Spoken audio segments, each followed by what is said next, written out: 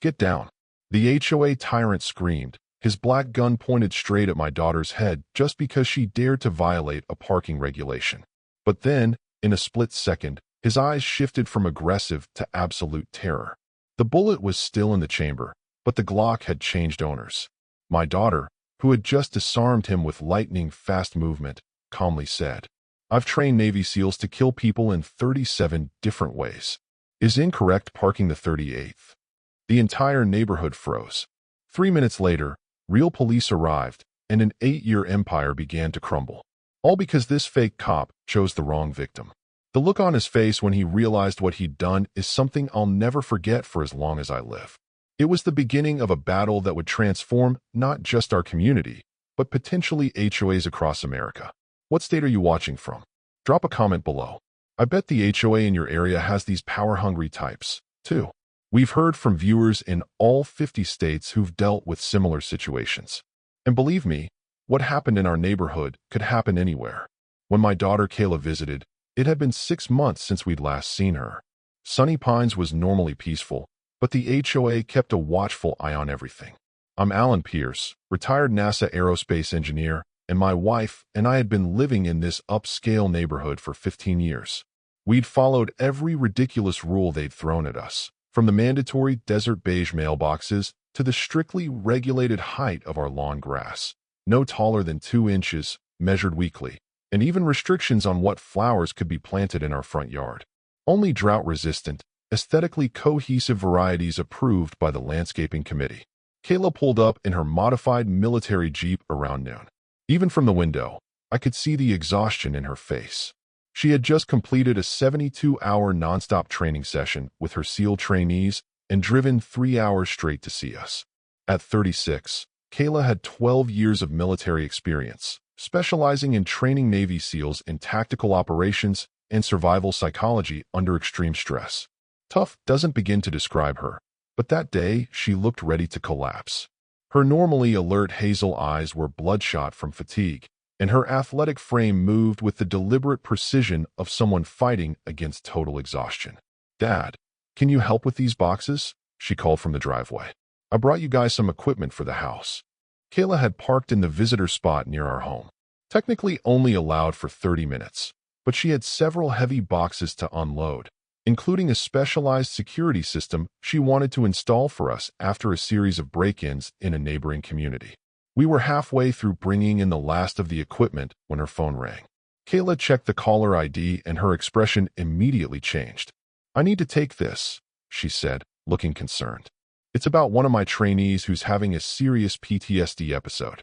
He was in a particularly rough operation last year, and the anniversary is triggering him." The call lasted nearly 25 minutes, during which time Kayla sat on our couch, speaking in that calm, authoritative voice she uses during crisis situations. I could hear her walking the young man through breathing exercises, reminding him of his training and coordinating with on-base personnel to provide immediate support. I could tell this was serious. She was talking someone down from a dangerous mental state, using the specialized training techniques she'd developed specifically for elite operators experiencing combat trauma. By the time she hung up, we had completely forgotten about moving the Jeep, and Kayla looked even more drained than before. "Sorry about that," she sighed, rubbing her temples. "Sometimes these kids carry more weight than they can handle. We push them to their limits physically, but the mental battles are the hardest to train for. He'll be okay now. My colleague is with him, and they've got a crisis team on standby." Ravina brought out a glass of water and some ibuprofen for Kayla, who accepted them gratefully. "You should eat something," my wife insisted, already moving toward the kitchen to reheat the lunch we'd prepared. Kayla nodded, closing her eyes briefly. I could see the weight of responsibility she carried for her trainees, these young men and women whose lives might one day depend on the skills and mental fortitude she was helping them develop. We were just sitting down for lunch when the doorbell rang. Not a normal ring, but an aggressive, repeated pounding that made the door frame shake. "Who the hell is that?" I muttered, rising from my chair. "Sounds like the FBI raiding a drug den." When I opened the door, there stood Bryce Gannon, our neighborhood's self-appointed security chief, decked out in what looked like a police uniform, but with an HOA patch sloppily sewn onto the sleeve. At 58, Gannon, a self-proclaimed fitness expert, was about to start a battle that would end with someone leaving our neighborhood for good. Your daughter needs to move that military monstrosity immediately, Gannon barked without even a greeting. It's been in the visitor's spot for 43 minutes. That's 13 minutes over the limit. He had a clipboard in one hand and was already writing up what I assumed was a violation notice, his pen pressing so hard into the paper I thought it might tear. Behind his mirrored sunglasses, I could see the gleam of satisfaction. Gannon lived for these moments. He'd been a security guard at the local shopping mall before being fired for excessive force against a teenage shoplifter. Now he'd found the perfect outlet for his need to control others in our HOA's Byzantine rule book. Before I could respond, Kayla appeared beside me, wiping her hands on a kitchen towel. I could see she'd composed herself, her military bearing automatically asserting itself in the face of confrontation despite her exhaustion. "I'm sorry about that, sir," she said politely, her voice neutral but respectful, the same tone she probably used with difficult superior officers. "I just finished a marathon training session and a long drive. I needed to unload some heavy equipment for my parents and then got caught on an emergency call with one of my trainees. I'll move it in 15 minutes once I've had something to eat." Gannon's face hardened, the lines around his mouth deepening into a scowl. In the 8 years since he'd been appointed to the HOA Security Committee by Serena Vale, the HOA president, he'd gained a reputation for inflexibility that bordered on sadistic. Neighborhood children were afraid of him. Elderly residents would literally turn around and walk the other way when they saw him coming. The rules clearly state 30 minutes maximum. I've already called a tow truck. That'll be $300 for the tow plus a $500 fine for violating Section 4.3 of the HOA regulations. He seemed to be reciting these numbers from memory, like he'd rehearsed them. I noticed the way his chest puffed out slightly when he mentioned the regulations, as if the mere existence of these rules somehow elevated his own importance. Kayla's face remained calm, but I recognized the slight narrowing of her eyes, the same look she'd get as a teenager when someone pushed her too far. It was subtle, but I knew my daughter well enough to see the wheels turning behind that composed expression. "Mr. Gannon, I understand there are rules, but surely there's room for reasonable accommodation. I've been helping my elderly parents with heavy lifting after driving 3 hours on no sleep. I simply need 15 minutes to eat something, and then I'll move it." I could see Kayla deliberately softening her stance, even using the phrase elderly parents to appeal to some sense of decency that, in retrospect, Gannon clearly didn't possess. Instead of responding to this reasonable request, Gannon pulled out his phone and started recording Kayla, holding it inches from her face in a clear attempt to provoke a reaction. "I'm documenting your refusal to comply with HOA regulations. This will result in additional penalties." His voice took on an official tone that would have been comical if it wasn't so infuriating. "I have the authority to ensure compliance in this community. Do you know how many troublemakers I've had to deal with? People like you think the rules don't apply to them." Kayla sighed deeply, and I could see her consciously choosing to de-escalate despite Gannon's provocations. "I'm not refusing to comply. I'm requesting a reasonable accommodation due to extenuating circumstances. I'll move the vehicle shortly." She turned to go back inside, clearly trying to end the confrontation before it could escalate further. That's when it happened. Gannon reached out and grabbed her arm, his fingers digging into her bicep. "You don't walk away when I'm talking to you." His voice had risen to a shout, and I saw our neighbor across the street peek out their window at the commotion. What happened next occurred in a flash, despite her exhaustion. 12 years of military training kicked in automatically. Kayla, with military precision, swiftly disarmed Gannon, sending him stumbling backward into Rivina's rose bushes. The look on his face as he scrambled to his feet was a mixture of shock, humiliation, and rage. His carefully constructed facade of authority had just been shattered in seconds, and worse, there had been witnesses. His sunglasses had fallen off, revealing small, watery eyes that bulged with fury. "You just assaulted a security officer," he screamed, his face turning an alarming shade of red as thorns from the rose bush clung to his uniform. "I'm coming back with real police." He stormed off, dropping citation papers in his wake. I turned to Kayla, who looked slightly stunned at her own reflexive action. "I didn't mean to do that," she said quietly. "It was pure muscle memory. When someone grabs you like that." She trailed off, shaking her head. Neither of us knew that 20 minutes later, the gun Gannon was hiding under his jacket would be drawn and pointed straight at my daughter's face. And at that moment, she would have no choice but to use every skill the military had taught her. Kayla had just finished explaining what happened when we heard car doors slamming outside. "He's back," I said, peeking through the curtains. Gannon was marching up our driveway with the determined stride of someone about to do something monumentally stupid. But this time, he wasn't alone. He'd brought 2 other HOA members with him. Carl Johnson, a timid former accountant in his 60s who always followed Gannon around out of fear that his own home would become a target. Gannon had once had Carl's vintage car towed for being unsightly. And Zania Ramirez, a 40-year-old child psychologist who had recently moved into the neighborhood and didn't yet understand the dynamics at play. From the confused look on Zania's face, I suspected Gannon had fed her some story about dangerous trespassers to get her to come along. She kept glancing uncertainly between Gannon and our house. Kayla had used a few minutes to compose herself, practicing the same breathing technique she taught her SEAL trainees for high-stress situations. Though still physically exhausted, her mind was now alert, anticipating trouble. I watched her subtly position herself between us and the door, a protective stance so ingrained she probably didn't even realize she was doing it. "Let me handle this," she said calmly, her voice dropping into what I recognized as her instructor mode. "I've dealt with worse situations in far more dangerous places. Just stay back and let me talk to them." The doorbell rang again, this time accompanied by Gannon's voice shouting, "Security, come out immediately." The command in his voice was clearly an imitation of police procedurals he'd watched on television. Kayla opened the door and stepped onto the porch to prevent Gannon from entering our home, positioning herself squarely in the doorway. What happened next still gives me nightmares. Gannon stood at the bottom of our porch steps, and in one swift motion, he reached inside his jacket and pulled out a black handgun, a Glock 19.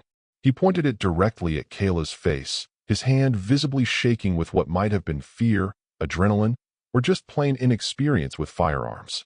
"On the ground now," he shouted, attempting to mimic police procedure he'd probably memorized from some TV drama. "You're under arrest for assaulting an officer."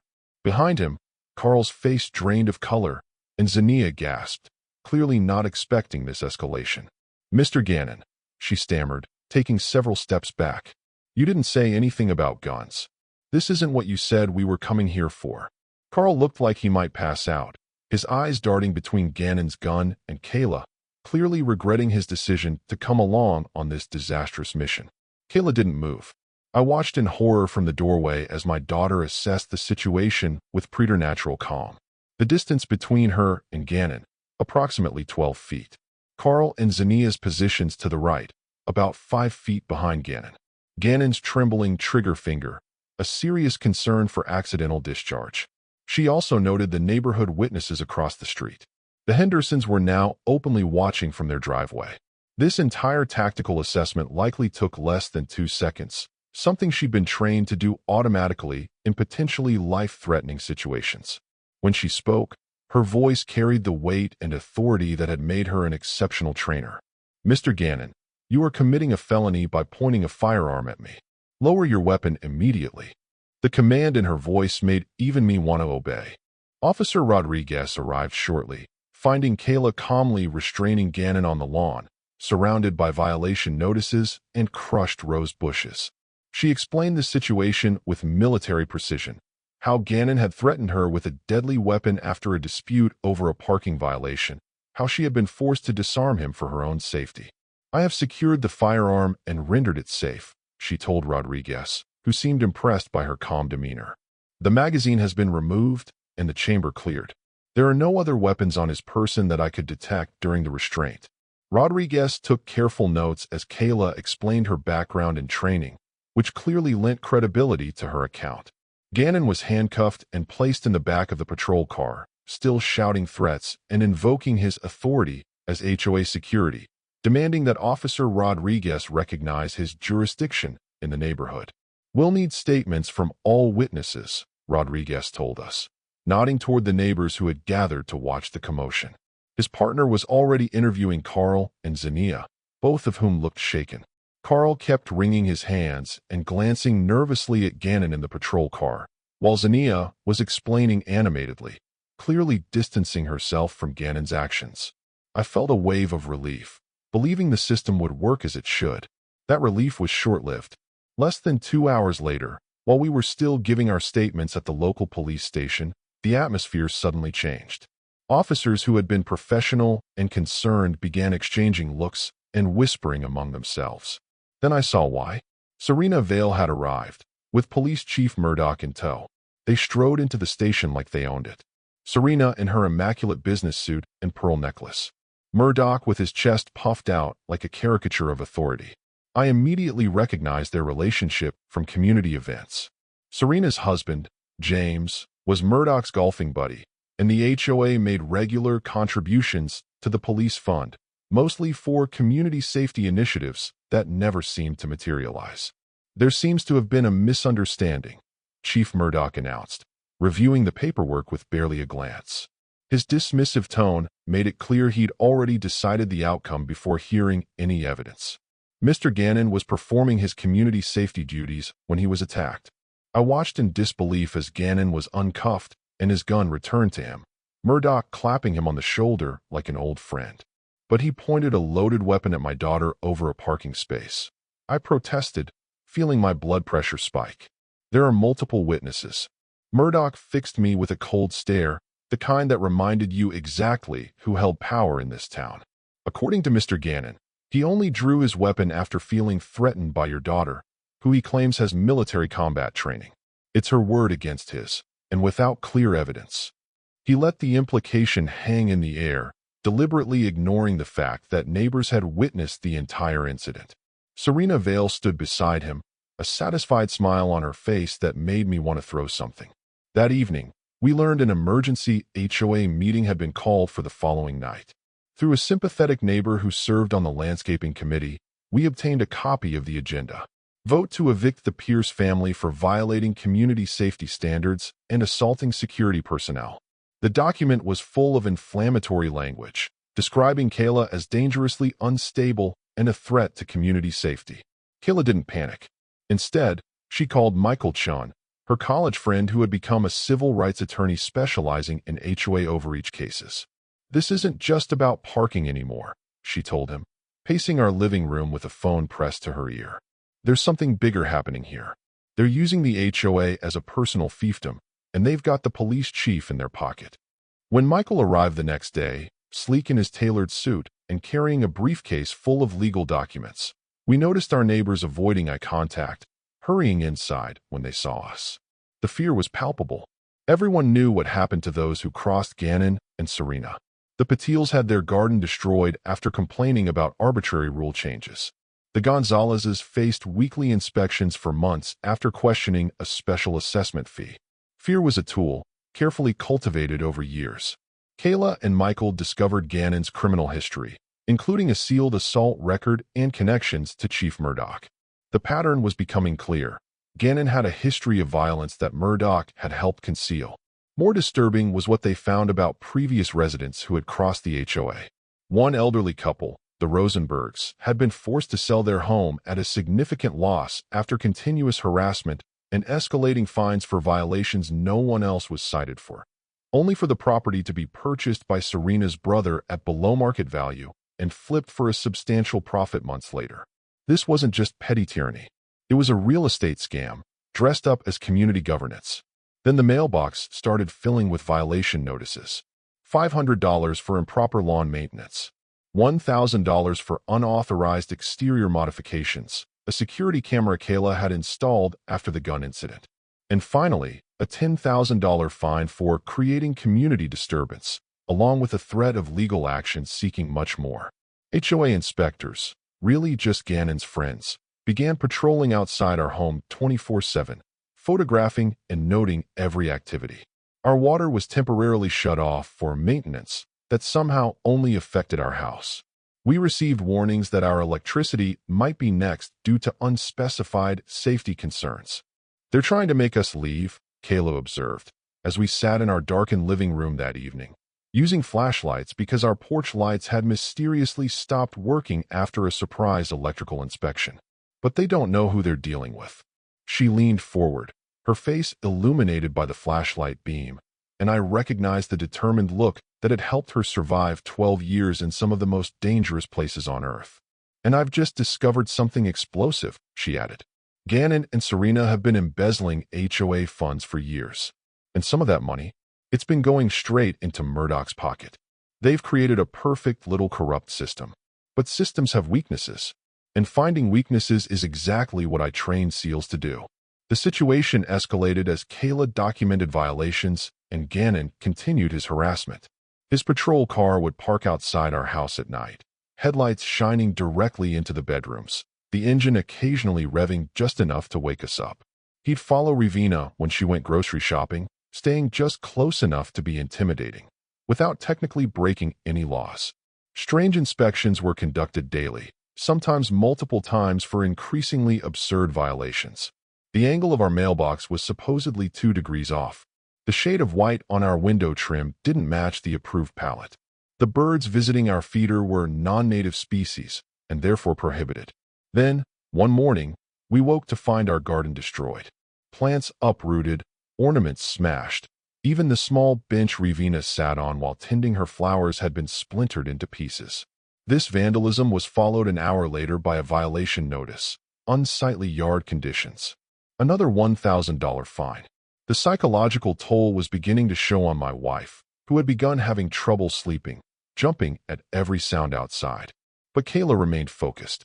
Her military training had prepared her for exactly this kind of sustained pressure campaign. She had set up discreet surveillance cameras, capturing irrefutable footage of Gannon sabotaging our sprinkler system, methodically opening each control valve just enough to ensure a slow leak that would drive up our water bill. "I'm following the money trail," Kayla said. She and Michael worked with Rebecca Torres, a former HOA treasurer, who had secretly gathered financial records before resigning in fear. Those records revealed a shocking pattern of financial abuse far beyond petty fines and intimidation. Sunny Pines HOA collected over $600,000 annually from residents. But much of that money was being funneled into a network of fraudulent payments. $75,000 annually for security services, essentially Gannon's personal salary. $120,000 for management consulting to a shell company owned by Serena Vale that provided no actual services. The community center was packed for the HOA meeting. The tension was so thick you could almost see it hanging in the air. Serena Vale had made attendance mandatory, threatening fines for anyone who didn't show, ensuring a captive audience for what she clearly expected to be our public humiliation. Gannon stood by the door in his full security uniform, complete with a shiny new badge that looked suspiciously similar to real police credentials. He deliberately blocked entry to several residents known to be sympathetic to our cause. I watched as he turned away the Johnsons, an elderly couple who had spoken with Kayla earlier that week, claiming the meeting was at capacity. A transparent lie. There were empty seats at the back of the room. Serena called the meeting to order with a smug confidence that made my blood boil, tapping her gavel with unnecessary force. "Today we're voting on the removal of the Pierce family from our community," she announced, skipping the usual formalities like approving the minutes from the last meeting. "Their dangerous and disruptive behavior cannot be tolerated in our peaceful neighborhood. As you all know, their daughter physically assaulted our security officer and has been spreading malicious lies about our association management." She launched into a carefully rehearsed monologue, painting Kayla as a volatile military aggressor, unhinged and dangerous, who posed a threat to community harmony. She claimed the parking incident was just the latest in a pattern of behavior that endangered property values and resident safety. It was a complete distortion, so wildly at odds with reality that I had to clench my fists to keep from shouting. Through it all, Kayla sat calmly in the front row, dressed professionally in a navy blazer and slacks, her posture perfect, her expression unreadable. She had insisted we arrive early to secure front row seats, positioning herself directly in Serena's line of sight, a psychological tactic that clearly rattled the HOA president, who kept stumbling over her notes. When Serena finally paused for breath after a particularly vile accusation, Kayla raised her hand slowly, deliberately. "Before the vote, I'd like to exercise my right to respond to these allegations, as provided in Section 7 of the HOA bylaws regarding due process in disciplinary actions. Her voice was calm, but it carried to every corner of the room with ease, the same voice that could cut through chaos on a battlefield. Serena hesitated, clearly caught off guard that Kayla knew the rules so well. "We don't really have time for," she started. But before she could finish, Judge George Williams stood from the back row. His tall frame, silver hair, and commanding presence instantly drew attention. "Point of order," he said, in the same voice he had once used to preside over federal courtrooms. "The bylaws clearly state that any resident facing punitive action has the right to address the community before a vote. That's been the rule since 1992. Page 17, paragraph 4 of the governing documents." Murmurs rippled through the crowd as Serena reluctantly yielded the floor, her face flushed with thinly veiled rage. Kayla calmly walked to the front, connected her laptop to the projector, and began a meticulously prepared presentation that represented weeks of investigation. "This isn't about a parking violation," she began. "It's about systematic abuse of power and financial fraud that has victimized every homeowner in this room."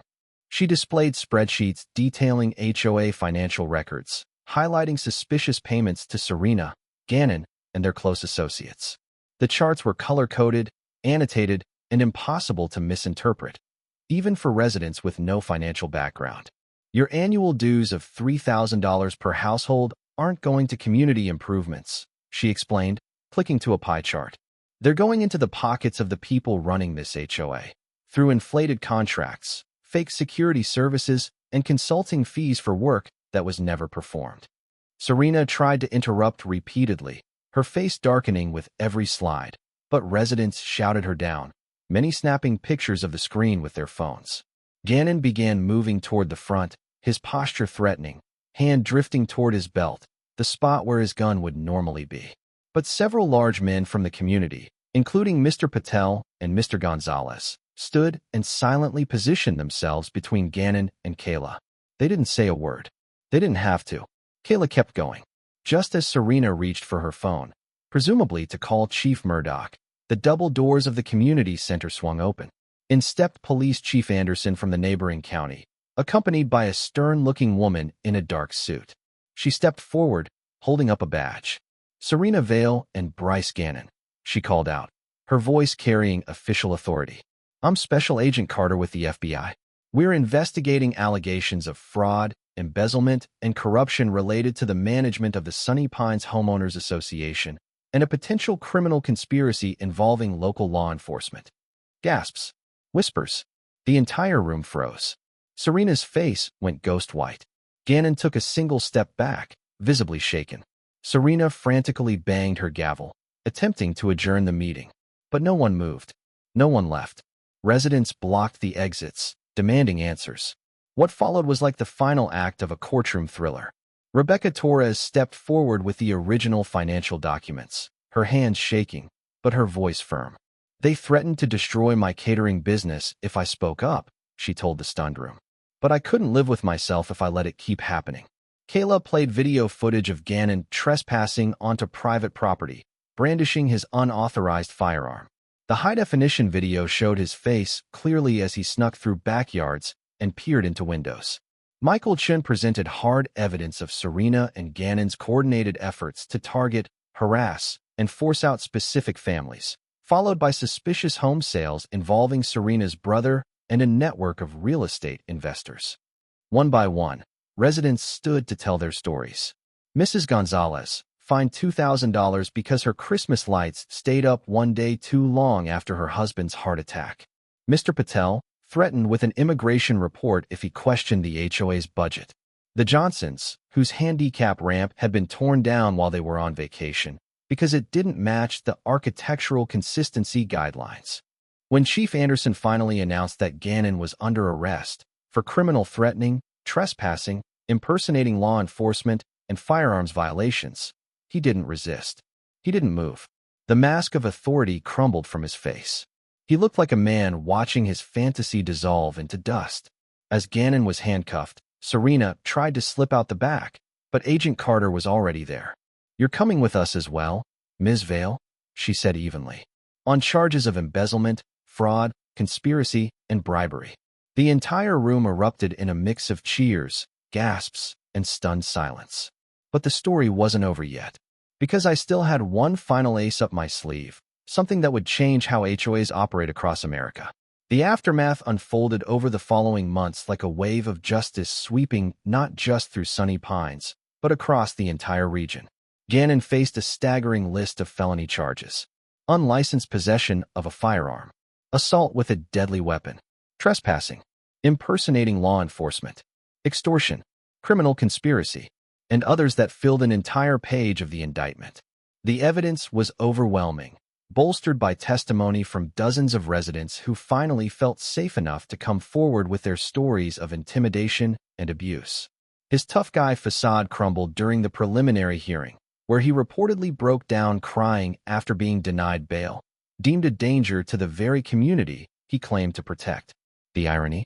That phrase, danger to the community, was the exact one he'd used to describe Kayla. Serena Vale was next. She faced charges of embezzlement, fraud, bribery, and extortion. Her carefully crafted public image as a community leader was left in tatters. The forensic audit revealed she had personally diverted over $300,000 of HOA funds into her own accounts, camouflaged as consulting fees and service contracts. Chief Murdoch was placed on administrative leave as a federal investigation into his conduct began. He resigned in disgrace soon after, before being indicted on multiple charges tied to corruption, campaign fraud, and conspiracy to obstruct justice. The scandal made statewide headlines. Other HOAs across the country began facing their own scrutiny as the Sunny Pines case went viral.